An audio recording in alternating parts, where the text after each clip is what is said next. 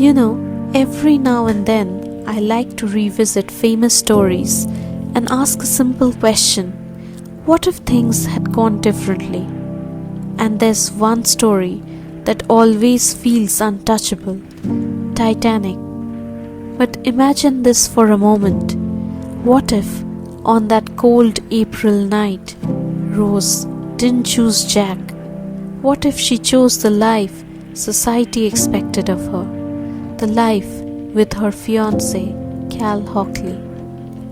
This is an alternate timeline, a version of Titanic where one decision changes everything. When the Titanic sinks, Rose is rescued, but with Cal, her fiancé. She steps onto the world with the weight of a life she never wanted, but one she now has to live. Cal, shaken by the disaster, becomes even more controlling, and Rose, now bound to him by guilt, fear, and the expectations of the world, slips deeper into a life that doesn't belong to her. She moves through elegant halls, attends grand dinners, and poses for perfect photographs, but inside she carries the echo of a boy who taught her what freedom felt like in just a few days. As time moves forward, cracks begin to show in Cal's perfectly polished world. The markets crash, his empire collapses, and suddenly the man who once controlled everything can't control himself. Eventually, the weight of his own failures consumes him, and Cal takes his own life. For Rose, it feels like the last thread of her old life has snapped. And for the first time since Titanic, she can breathe. She steps into a small apartment, chooses simple clothes, and begins piecing together a life that belongs to her, not to society. Many more years pass. Rose grows older, softer, kinder, with a quiet strength carved from years of endurance. One afternoon, while walking down a sunlit street, she catches sight of something that stops her completely. An artist, standing at an easel, painting a couple on the street. But it isn't the scene, it's the brush strokes. Loose, free, full of life. The same kind of strokes she once watched dance across a sketchbook in a tiny third-class cabin.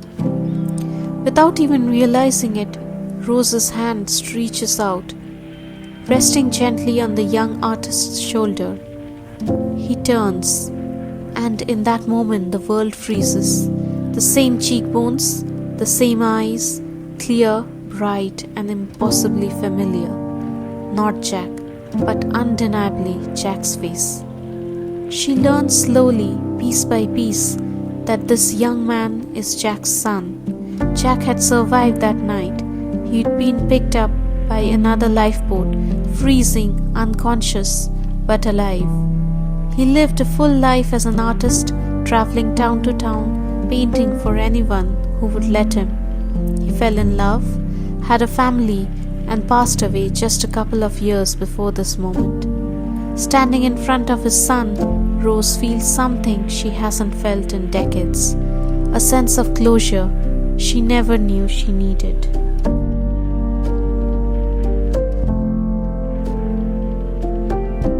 Rose doesn't tell the young man who she is. She simply thanked him, stepped back, and continued down the street.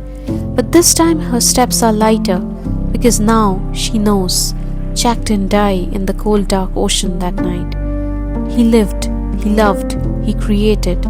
He left behind a legacy, a living reminder that their brief time together meant something. And for the first time in a long, long time, Rose felt complete.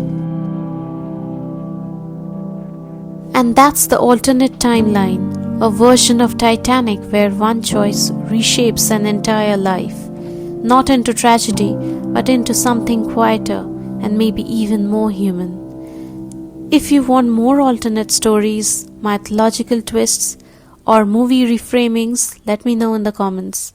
And don't forget to like, share, and subscribe for more such storytelling videos.